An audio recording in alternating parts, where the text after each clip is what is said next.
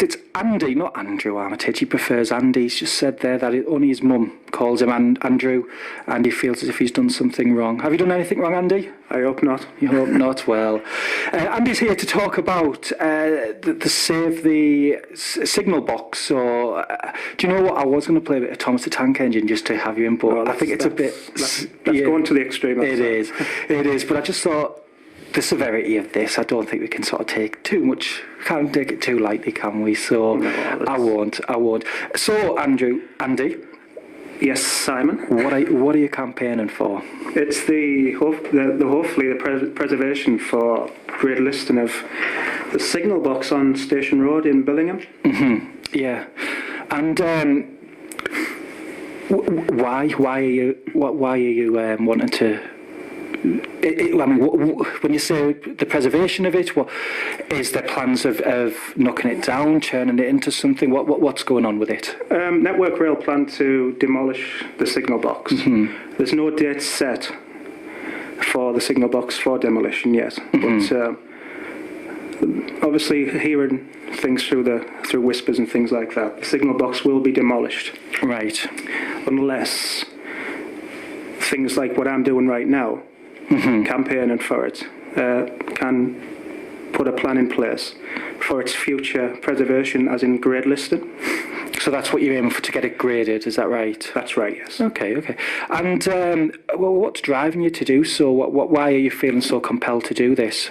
I feel, as a local man in the local community, obviously being an enthusiast myself and looking at historical buildings, we haven't got many in Billingham left. Mm-hmm. And as I've lived in Billingham all my life, and my family have as well, I feel that saving something like this that's been in the area for over 100 years, I feel it's very important, actually, for the community as well, because I think the community have rallied round this as well as me, to do something about it, instead of, as I say, the money men, the suits, coming in and destroying everything that's been around for so many decades, as I say. Yeah, I mean, I have noticed that social network, and you mentioned that people have rallied around it, and they certainly have. Oh, the local community and beyond Stockton-on-Tees, Billingham, have been fantastic. I get lots and lots of messages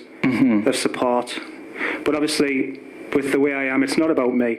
It's about the safeguarding and the preservation of something that needs to be done, which is the signal box to be saved. In case you've just joined us, I'm here with Andy Armitage, who is campaigning for the preservation, I think it's the best word, of the Billingham Signal Box on Station Road, which I think most people will know exactly what you mean when you say that the signal box. It's that huge box, isn't it? It's a big structure. Yeah, it's one of the biggest in the UK. Obviously, not one of the oldest, but it is old, with it being over 100 years old. Yeah, I mean, that was something which I was surprised about, the age of the thing. Believe it or not, Simon, it's actually not the original one. The original one was much older. Obviously, it got demolished years and years ago. Right. Yeah, because in case people don't know, the train station was there, wasn't it? It was, yeah. A lot of people seem to be wanting the station to be put back there, but obviously money situations and and things like that, planning and parking areas, and I just don't think it would be. Wouldn't go ahead now. Not think. Even let's say devil's advocate, not devil's advocate, but on the good situation that the signal box was preserved. Do you think that would influence the fact to have the station there or not? I don't think so, to be honest, Simon. Obviously, long before. When there's the old station, I actually call it the old station, and obviously a lot of my members who signed the petition and the campaign for the signal box, actually, but it's always been called the old station, or Billingham Station, and it's always been the original one. Yeah. But the new one now, near the Tesco in Billingham,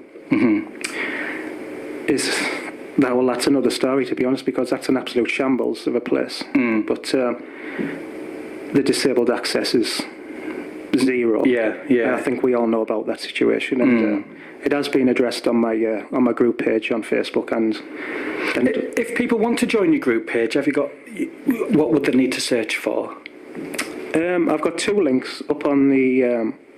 If you are a member of Facebook, that's if you type into the search, say Billingham Signal Box, the link will come up.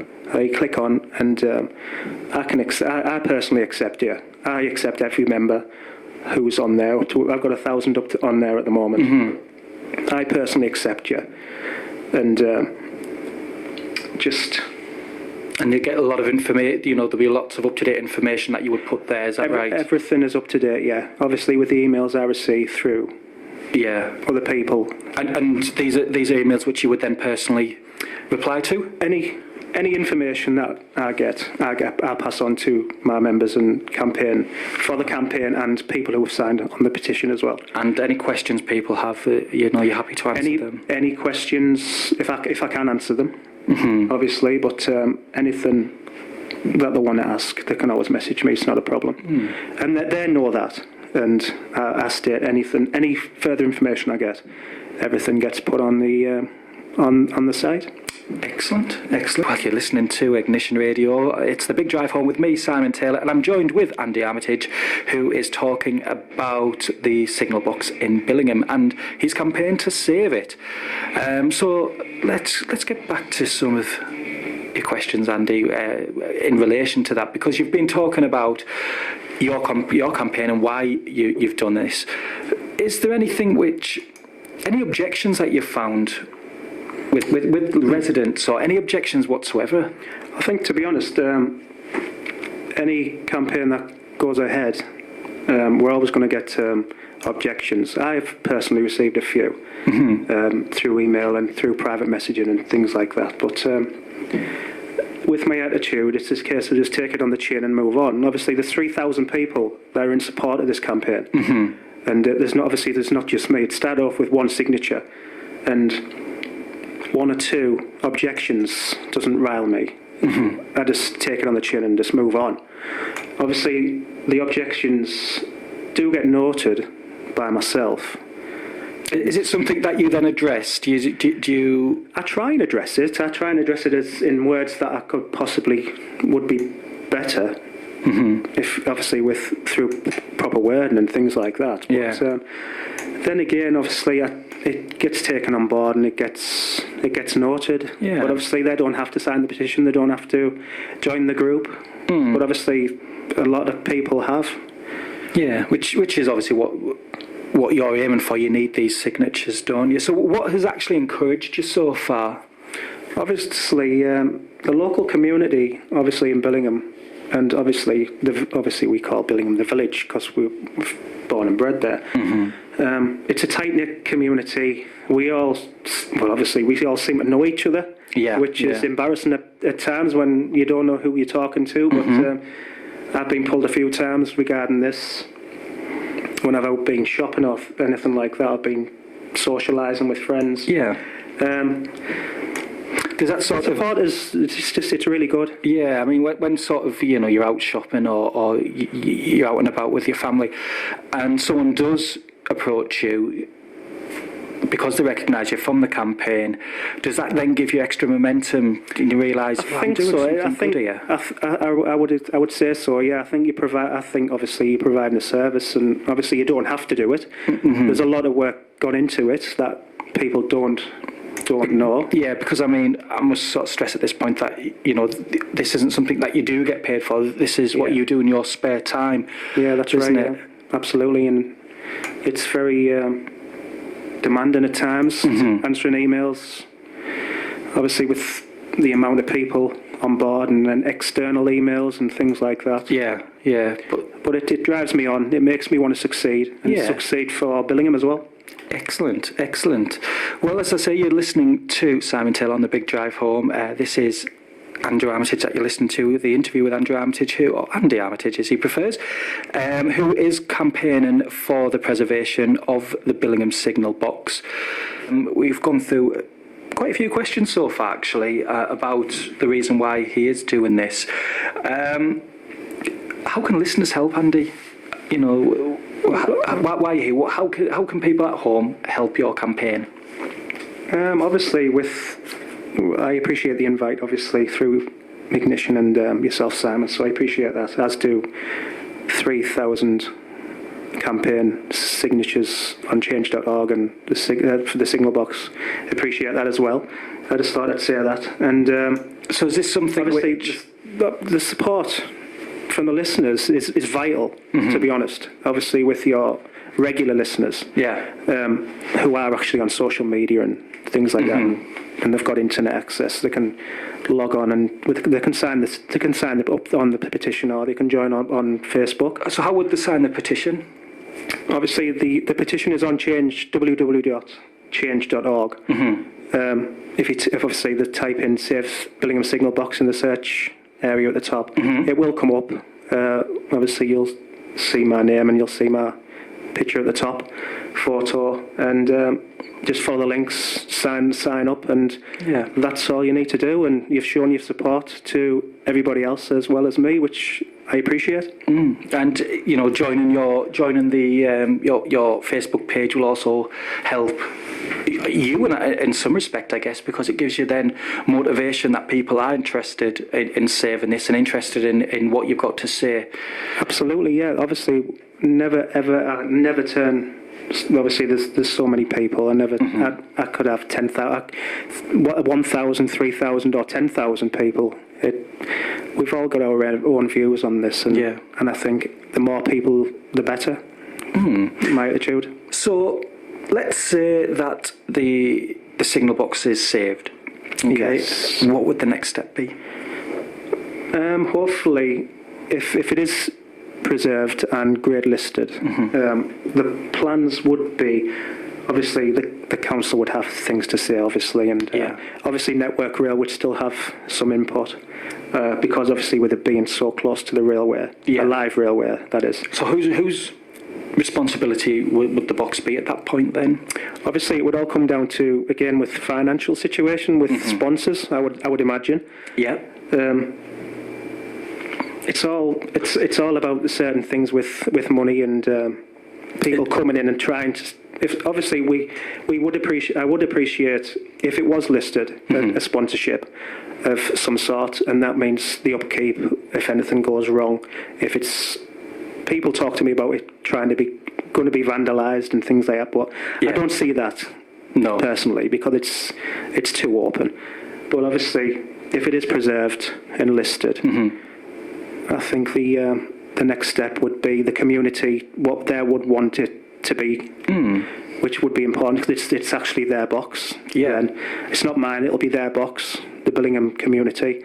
And obviously the financial people who would actually, hopefully, give us some sponsorship. Yeah. Well, I mean, if anyone listening at home does have any ideas of what they would like to do with the box, then you can always post it on our Facebook, on our website, or even better, on Andy's. Or you can even give us a ring if you want. Whether you've got any views on the box, you can give us a ring on 01642 645 827. Is there anything you want to sort of add before we wrap up? Because I can see now it's sort of 15 minutes to go, and just to make sure, because I know that there is so much about what's involved with Save the Signal Box. If you've just joined us, that's who Andrew is campaigning, or what he's campaigning for rather, in Billingham. Is there anything that you'd like to sort of to be honest with you, the main priority was when I came on was to hopefully gain some more support, obviously with your listeners, and obviously more people the more people are actually who do get involved, the better. Yeah. And but obviously I'd just like to say a big, massive thank you to all of the guys who are actually on the group on Facebook, on my petition page of change.org as well, and I just like to say a big massive thank you to all them. Obviously it's just me that's just started it. Yeah. I'm not important. It's you guys who are important. It's you guys who have signed and taken your time to even comment. And people can obviously still sign the change.org, yes. Yeah, if you got internet access and you're on Facebook, you just type in the search, say Billingham Signal Box. I'll add you personally. And obviously through Google, if you type in, say, Billingham Signal Box or Billingham Signal Box on the Google search, it will come up and you'll see my name on there, and obviously the Evening Gazette posts of all the local newspapers, reads, and just click on the change.org. Or if you want to look at further information on the Signal Box, how old it is and things like that, its past history and things like that. There's some fantastic photographs, isn't there, of the old station and the Signal Box. Oh, it's magnificent. Yeah. Everything seems to be. Recommend having a look at those. Everything seems to be disappearing from our local community at the moment, and this is the main reason why it drives me to be a success for the local community and have something like this saved, because we haven't got much old stuff in Billingham left. It all seems to get sold off to developers and things like that, and obviously, hopefully, we can do a good job and we can strive forward and be a major success with saving the Signal Box, which I think is, hopefully, we can get it preserved and get it grade listed, which is our goal. Well, how about this for a tea?